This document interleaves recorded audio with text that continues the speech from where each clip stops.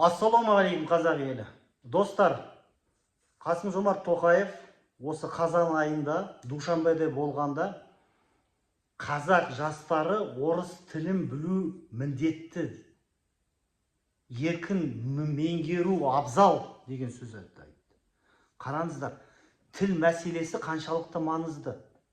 Өйткені қорқат, қазақ тілі жақсы дамып кетсе, қазақтың басы бірігіп кетеді. Сондықтан айтады, о важности русского языка дейді. Қараңыздар. Тыңдаңыздар.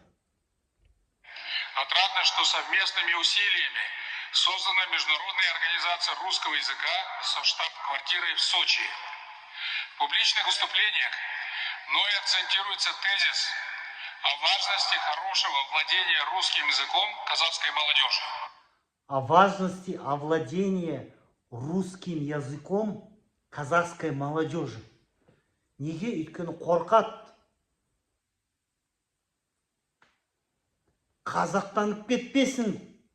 Бұл Путиннің тікелей тапсырмасы. О важности овладения русским языком казахской молодежи. Біздің жастарды қазір неге орыс мектептер көп ашылып кетті? Но это требование вовсе не исключает последовательную работу по дальнейшему укреплению Қараңыздар, орыс тілін қазақ жастарын көп білсін деп мақсат қойып жатыр Тоқаев.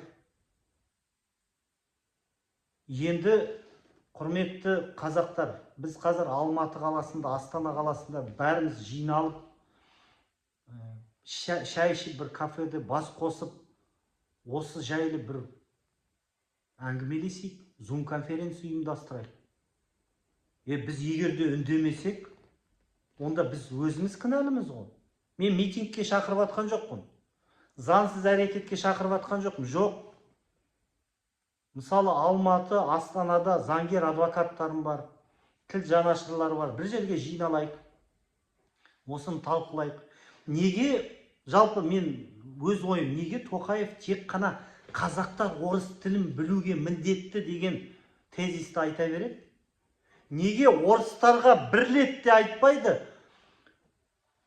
Они обязаны знать государственный казахский язык деп. Неге айтпайды? Бірде-бір жерде айтпайды, что русские обязаны знать казахский язык деп.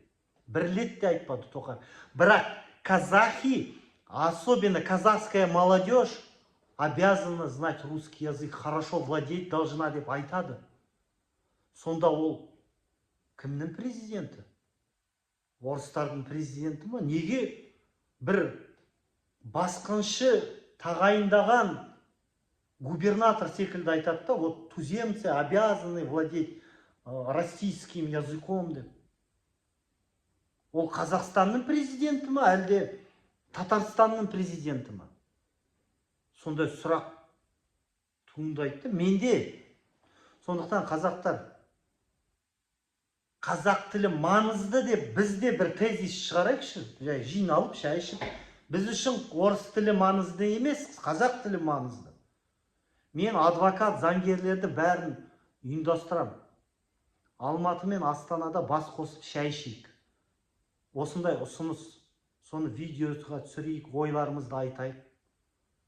Байланыс телефоным +380 680 25 27 25. Хабарласыңыздар, күтемін. Бір даусымызды шығарайық та. Пікір талас, жиналып шай ішейік, кофе ішейік. Хабарласыңдар, күтемін. Және де менің YouTube арнама тіркеліңіздер, лайк басыңыздар.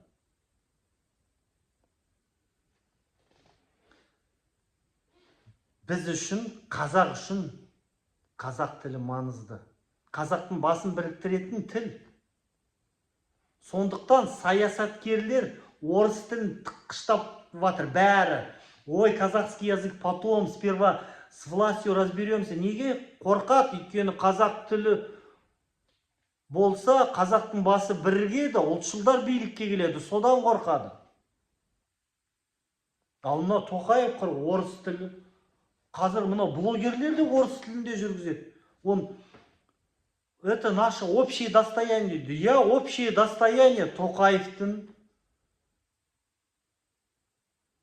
Марғұлан Боранбайдың, Диас Құзайыровтың, солардың общее достояниесі. Өйткені олар орыс тілінде жүргізеді. Иә, олардың ортақ достояниесі. Бірақ біз қазақ тілді қазақтар. Бізге ол мұра емес қой орыс тілі. Бізге мұра, бізге аманат өзіміздің қазақ тіліміз. Сол аманатқа біз қиянат жасап жатырмыз қазір. Хабарласыңдар, қазақтар.